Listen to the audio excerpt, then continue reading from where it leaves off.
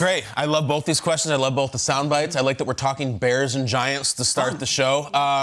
And you could pick either, but I'm going to go with the Chicago Bears. I'm going with Chicago Bears based on a lot of things. I like the new coaching staff. I like the idea that Luke Getsy is their coordinator, and he's been a maniac on the sideline in the preseason.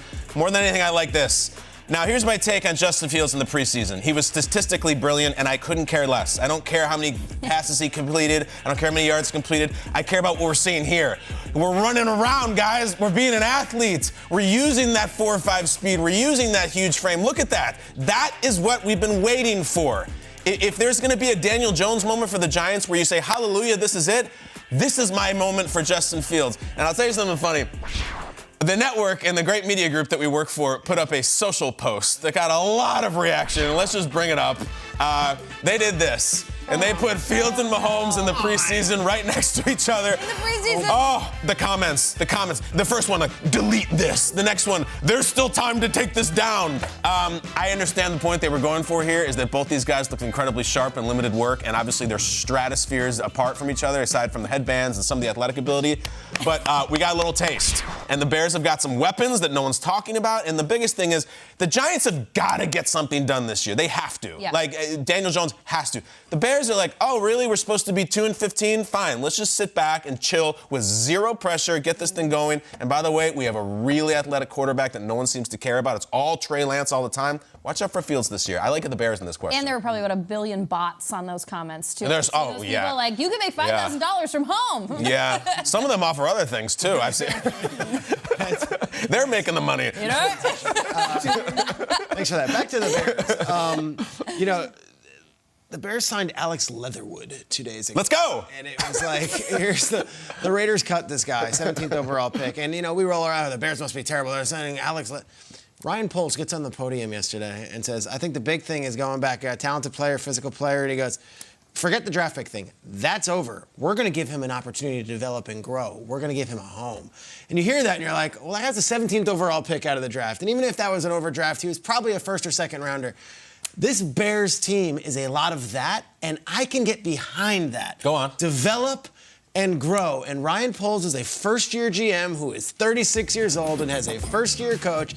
And that man right there has no expectations of the Super Bowl this year. But if you listen to the rest of that press conference, and I almost feel bad that the viewers at home right now didn't get a chance to hear the whole thing, he's like, Darnell Mooney is balling right now. He said that. He is balling right now. He's like, have you seen what we can do with Velus Jones? These are not household names. Mooney and Velus Jones and Cole Kmet. But there is a youthful exuberance to this Bears team right now. And I might rue the day that I said this, and it might not be this year, that I feel like the building blocks are being put in place. When I talk Giants, it's like, all right, it's Daniel Jones' last year as a Giants quarterback. Saquon, all right, maybe he can have a comeback. It gets heavy. Kenny Galladay's still in the Giants? Oh, wait, they just cut their captain from last year, Blake Martinez, and he was only making $1 million. Like, I feel like with the Giants, it's this heavy cloud of Gettleman and what the past regime was doing. And they're broke as a team right now. They have no money under the salary cap. And the draft picks, we got to see. Like, there's this feeling of, okay, we still have to get out of something. With the Bears, it's like, we are at ground zero. Let's build this thing and develop and put a little sprinkler on it, a little water. Let's see these flowers blossom. Giants, it's like we still are in this teardown mode.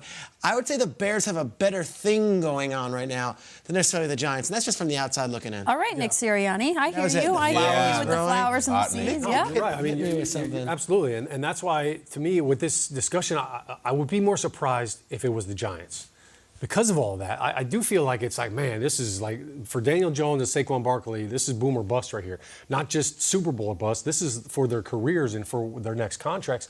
So I look at the Giants and I feel like I'm channeling my Clark Griswold right here. Surprised, Eddie?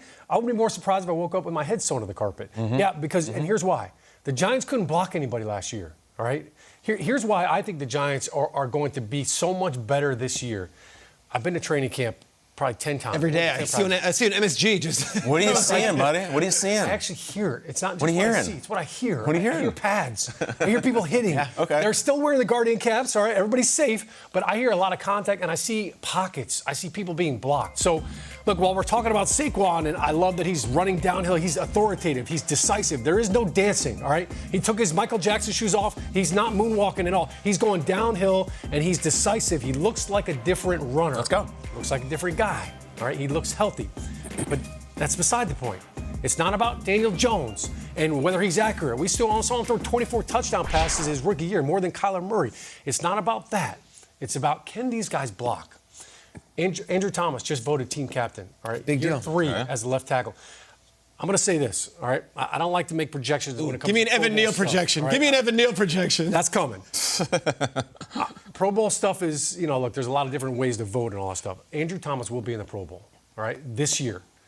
That is how good he looks. That is how confident he looks with his sets, with his punch. I've been watching his one-on-ones. I've been watching the preseason games. He's ready to rock.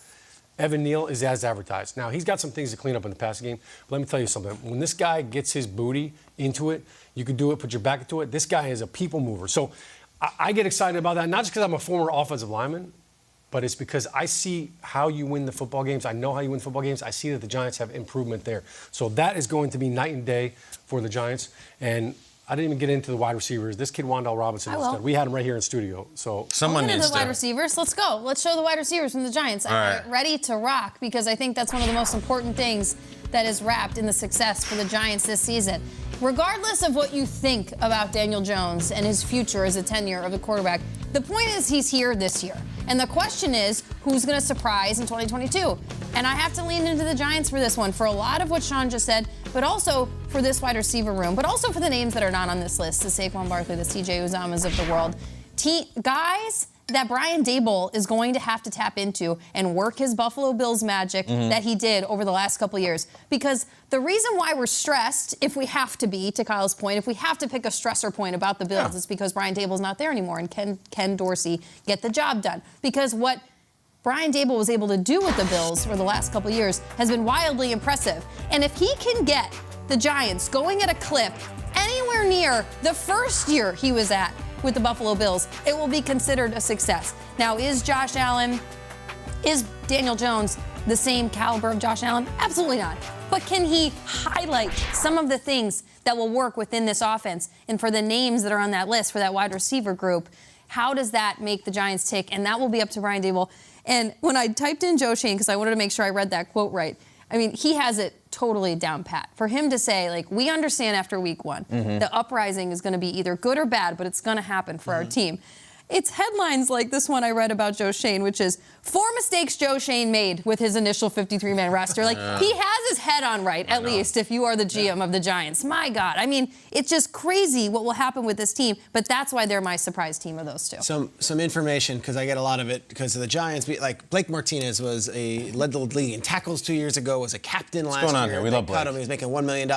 This was a mutual thing. Am I surprised? Yes, but it was a mutual thing where his agent was well aware, Blake was well aware, that there were 10 captains voted yesterday by the Giants. Blake Martinez wasn't one of them, and it's nothing against Blake Martinez. It's like new defense with Wink Martindale, kind of a new vibe, and I think both sides decided that it's kind of, but that linebacker position for the Giants is barren right now. Yeah. I don't know who the defensive leader up there will be.